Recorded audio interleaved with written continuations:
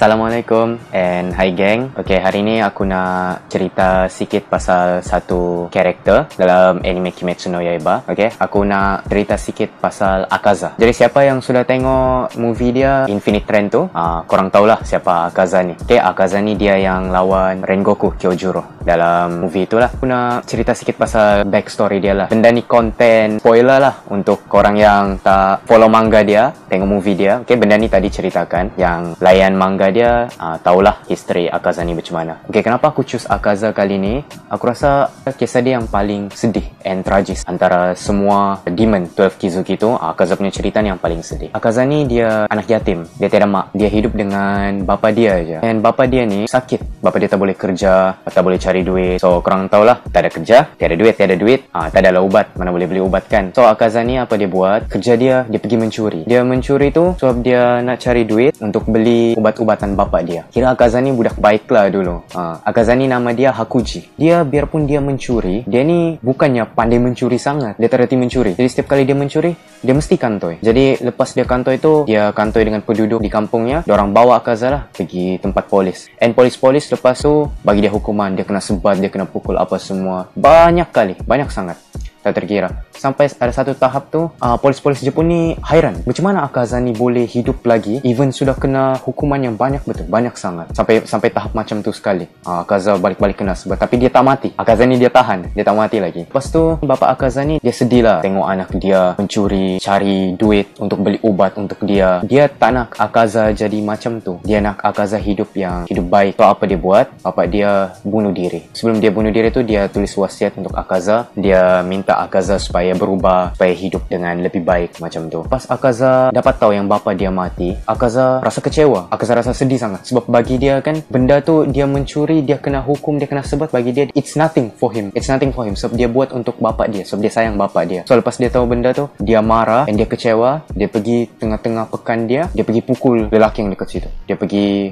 buat amukan lah kiranya macam tu. Sampailah satu sensei ni dia datang, dia nampak Akaza. At first dia kagum dengan Akaza sebab Akaza mampu kalahkan 7 orang lelaki dewasa time tu, tangan dia ya, tangan kosong dia. Sebab Akaza tu time tu dia masih remaja lagi. Korang bayanglah, remaja dia pukul 7 orang dewasa, lepas tu dia menang, dia tak kalah.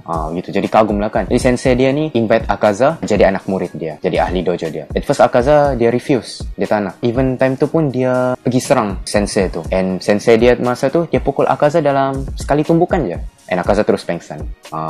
Kuat dia punya sensei tu macam tu. Pas Akaza pengsan tu, Akaza kena bawa balik oleh dia punya sensei tu. And sensei dia bagi tahulah yang dia ajar martial art. Nama martial art dia tu Soryu, seni bela diri yang gunakan tangan je, penumbuk. Memang sesuai lah dengan Akaza. Sebab Akaza pun pergi hentam orang guna tangan dia je kan.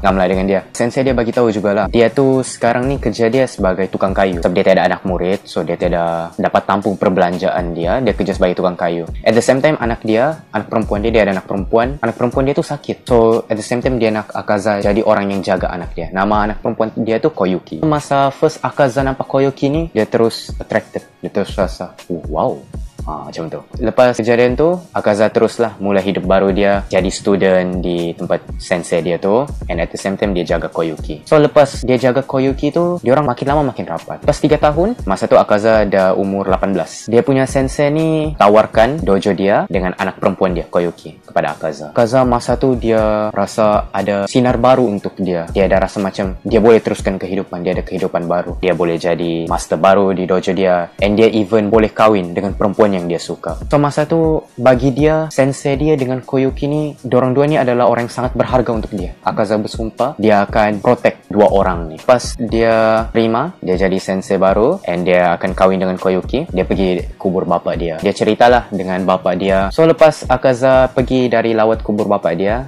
pulanglah pergi dojo dia. And dekat sini something bad happen. Warga kampung tu dia bagi tahu dengan Akaza, dia punya perigi tu kena racun. So Koyuki dengan sensei dia ni meninggal. Akaza Akaza time tu dia frust gila lah time tu. Orang dia sayang, orang dia nak jaga, mati begitu saja. Lepas dia ada rasa dia ada life baru, dia nak mulakan hidup baru, hancur berkecai sebab orang dia sayang mati. And Akaza tahu siapa yang racun perigi tu. Orang yang racun perigi tu actually rival dojo diorang. Ada satu lagi dojo dekat kampung diorang tu yang ajar kenjutsu, main pedang lah kiranya. Okay, diorang ni tak ngam dengan dojo Akaza sebab asalnya dojo Akaza ni sensei dia tu ada selamatkan satu orang ni, and orang tu landlord tanah tempat dojo Akaza sekarang. Jadi landlord tu dia bagi tanah dia dengan sensei Akaza tu. Tapi yang dojo ajar kenjutsu ni diorang nak tanah tu. So apabila sensei Akaza tu dapat, diorang tak puas hati. Akaza dengan marahnya dia tahu yang dojo tu yang bunuh, yang pergi racun pergi diorang. Dia sendirian, dia pergi dojo sebelah tu,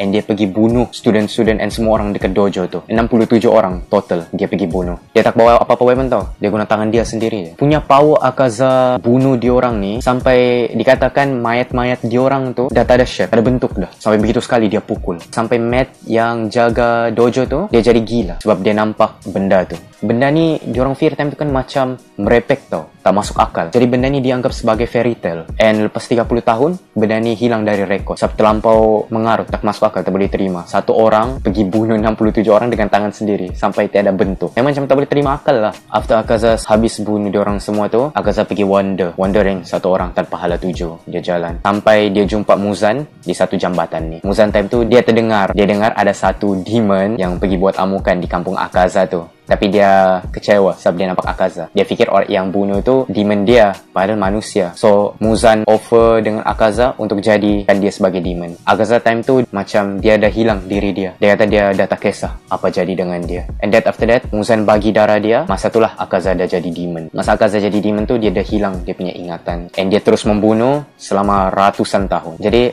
apa yang trigger balik, apa yang buat Akaza teringat balik memori dia ni, yang ni aku tak nak spoil. Yang ni korang boleh tunggu sendirilah. Sampai sini saja dari aku. Thank you for listening and see you next time.